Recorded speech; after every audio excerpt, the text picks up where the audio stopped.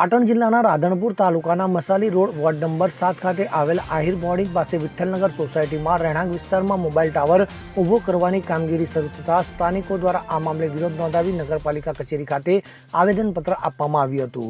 રાધનપુર ખાતે આવેલ ward number 7 ની અંદર મસાલી રોડ ઉપર આવેલ આહિર બોર્ડિંગ પાસે વિઠ્ઠલનગર સોસાયટીની અંદર રહેણાંક વિસ્તારના પ્લોટ નંબર 10 ની અંદર રહેણાંક વિસ્તારની અંદર પ્લોટના મોબાઈલનો ટાવર નાખવાની કામગીરી શરૂ કરાતા સ્થાનિકોમાં વિરોધ જોવા મળ્યો હતો। તો સ્થાનિકો દ્વારા આ મામલે નગરપાલિકા કચેરી ખાતે પહોંચી નગરપાલિકા કચેરીના આવેદનપત્ર આપી અને ધારાસભ્યને પણ આ મામલે રજૂઆત કરી જિલ્લા કલેક્ટરને પણ આવેદનપત્ર પાઠવવામાં આવ્યું હતું। તો રહેણાંક વિસ્તારની અંદર મોબાઈલનો ટાવર ન બનાવવા માંગણી કરવામાં આવી હતી। તો ભવિષ્યની અંદર રહેણાંક મકાનની અંદર નુકસાન થઈ શકે તેમ હોવાને લઈ વિઠ્ઠલનગરના સ્થાનિકો દ્વારા વિરોધ પ્રદર્શન કરી ટાવરની કામગીરી રોકવા નગરપાલિકા કચેરી ખાતે પહોંચી આવેદનપત્ર આપી રજૂઆત કરાઈ હતી। ત્યારે આ મામલે મોટી સંખ્યામાં વિઠ્ઠલનગરના સ્થાનિકો નગરપાલિકા કચેરી ખાતે પહોંચ્યા હતા અને આવેદનપત્ર આપ્યું હતું। ત્યારે સાથે સાથે રાધનપુર તાલુકાના ધારાસભ્ય લવિંગજી સોલંકીને પણ આ મામલે રજૂઆત કરાઈ હતી। તો જિલ્લા કલેક્ટરને રજિસ્ટર એડીથી ટાવરની કામગીરી રોકવા આવેદનપત્ર આપી રજૂઆત કરવામાં આવી હતી।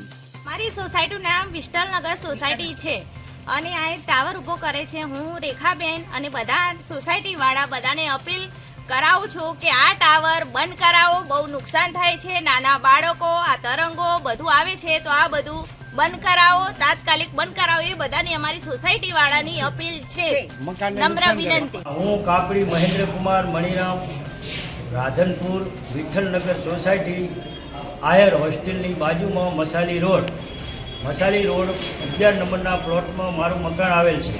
આજુબાજુના સોસાયટીમાં સોમભાઈ સોલંકીનું મકાન છે, ગેમરભાઈ અને ઠાકોર કેસાજી, આ બધાના મકાનો આવેલ છે। 12 નંબરના પ્લોટમાં કોઈ કંપની દ્વારા ટાવર ઊભો કરવાની કામગીરી શરૂ કરવામાં આવેલી છે અને ટાવરના 15 ફૂટ ઊંડો ખાડો કર્યો છે।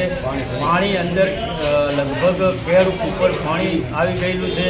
અમે આ માટે થઈ માન્ય શ્રી કલેક્ટર સાહેબ પાટણ, ડીવાયએસપી સાહેબ શ્રી રાધનપુર, મદદનીશ કલેક્ટર શ્રી રાધનપુર, પ્રાંત સાહેબ શ્રી રાધનપુર અને મામલતદાર સાહેબ શ્રી રાધનપુરને આવેદનપત્ર આપી અને ચીફ ઓફિસર સાહેબ શ્રી નગરપાલિકામાં આવેદનપત્ર આપેલ છે।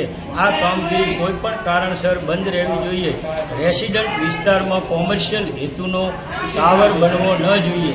એના માટે થઈ અમે આ અત્રે વધે કચેરીમાં આવેદનપત્ર આપેલ છે સોસાયટીના તમામ માણસોએ।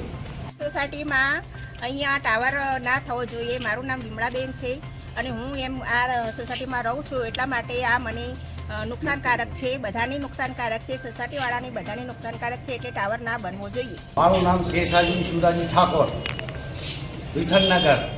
અહીંયા કને ટાવર બનાવવામાં આવે છે। મારા મકાનને પૂરો જોખમ છે।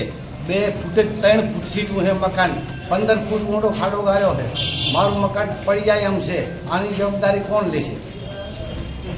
આવેદનપત્ર અમે કલેક્ટર શ્રી મામલતદાર શ્રી રાધનપુર દીપક સતવારા સાથે CN24 ન્યૂઝ પાટણ। હવે જુઓ દેશ દુનિયાની તમામ ખબરો તમારી આંગળીના ટેરવે। ઉઠાવો મોબાઈલ અને Google Play Store પરથી ડાઉનલોડ કરો અમારી CN24 ન્યૂઝ મોબાઈલ એપ।